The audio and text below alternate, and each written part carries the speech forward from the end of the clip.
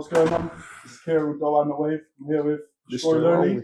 We're at Opium Arena in Wembley. How you feeling today? I feel good, but I feel like shit.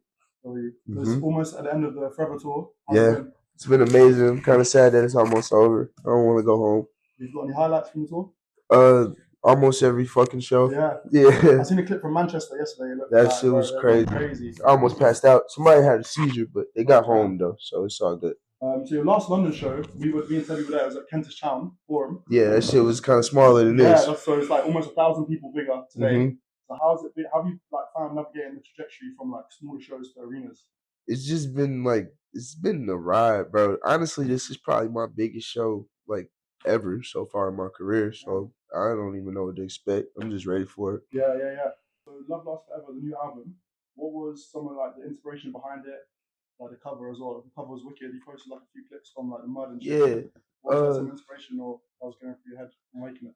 Honestly, that album is really about my life and what I was going through at the time, which is probably why a lot of people, well, most people don't understand it. People do understand it and like it, but I read a lot of shit, so a lot of people feel like they got their own opinions. But that shit is strictly about me and my experiences and what I was going through. Every song on that bitch is damn near a diary entry of like what the fuck was happening at the time.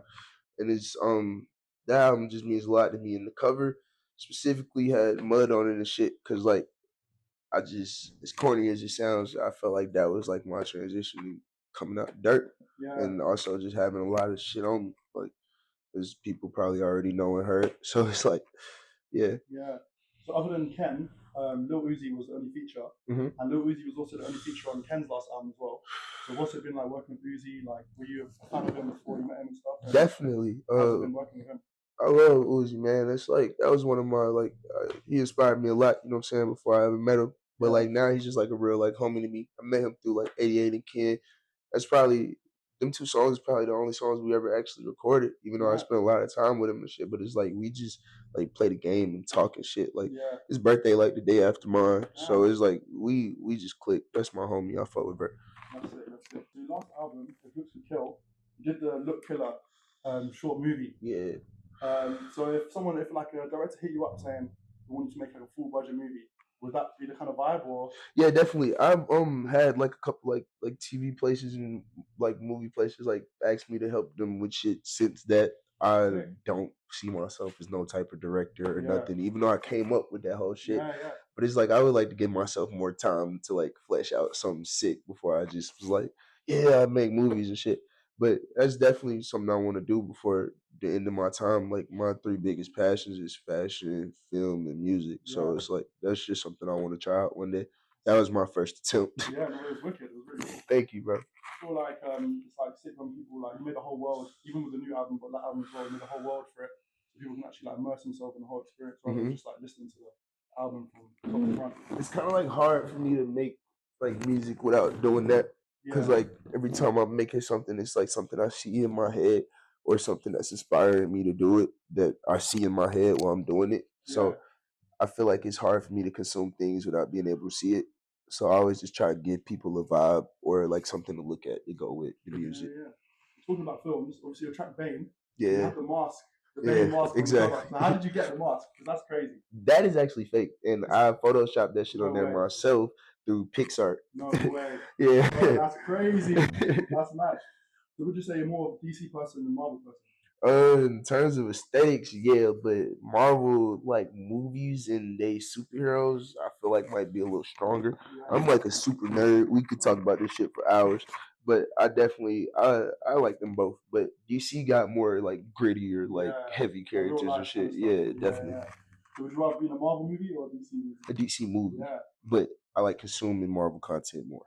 Right, no, that makes sense. When it comes to like musical inspirations, when you're growing up, is there anyone that you would cite like as people like made you get into music? For sure. Listening to? Lil Wayne, like Eminem's and shit. Like I really liked I just liked music. Whoever was like looked fucking crazy, like or was big. I remember like jokingly like Justin Bieber was crazy because I'm just like, yo, this nigga famous as hell. Like it was just all types of little shit that inspired me. Miley Cyrus, a whole bunch of. I loved people, bro, and just music in general. So like whatever was like big, I was like on it heavy. Yeah. obviously Opium is like hands down biggest rap group or collective in the universe, in the world. So, you know what I'm saying? Like, so I guess how does it feel like to be part of it, and what's your journey been like navigating it and just I guess enjoying it, you know? Yeah, it's a great feeling to be a part of something so amazing. I really appreciate my big brother Cardi and my brother Ken a lot and Homicide Gang. But Cardi and Ken just helped me as an artist. Cardi fucking changed my life. And Ken was right there with me through it. So it's like the shit is like it's bigger than that to me. These folks is my family. I don't really see myself ever doing or being anywhere else like but with them. And I don't know. I take it with a grain of salt still too. Like I just told somebody I still don't even feel it all the way yet. Like I know what we doing, but like how you said the biggest group on earth, like that's crazy. But it's fun for sure. I guess that's a good way to keep it though, because you don't want to like think about it too much and let it like detrimental or shit like that. Definitely. Obviously, music is out finally. Yeah. Waiting like 5 years for this shit almost. Did you get to see a bit being made? And hell yeah. Has it changed from when you first heard it to when it came out? Definitely. A lot of them songs, bro. I heard probably every song on that bitch, and I remember he played me jumping with Uzi like I don't know if you want me to tell y'all this, but like that shit's probably like 2 years old. Like so, it's like shit like that. I know he pulled up on me, came to my house in Atlanta, and played me Good Credit before Kendrick Lamar was ever on it. That was my favorite song ever. Like I knew that shit was gonna be a movie. Like first time he played that shit, I'm like, yo, what the fuck?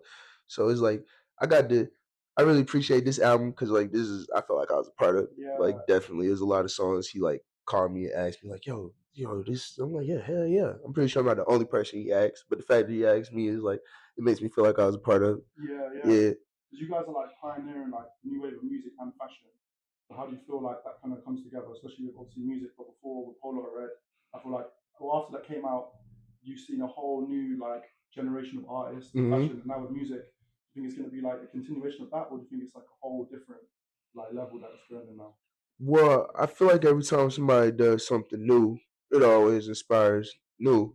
So it's like whatever comes from this is, you can always trace things back to the source.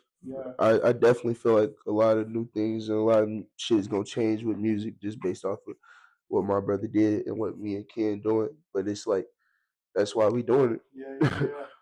When it comes to like you making music for people, the tune you got, Pink Panthers, first of all, that's a crazy tune. I love them songs. I feel like I got a couple songs. One of them kind of like drum and bass, garage beats, that's crazy. Like, we'd love to hear some more shit. She actually inspired me and helped me with that in a sense. Like she didn't help me write the verse or nothing, but we made them songs together, like in the studio. Like she was in America, she came to my studio in New York. We spent like 2 days in the studio together, and she stayed the whole time. And we like cooked up shit. She got on some of my songs, I got on some of hers.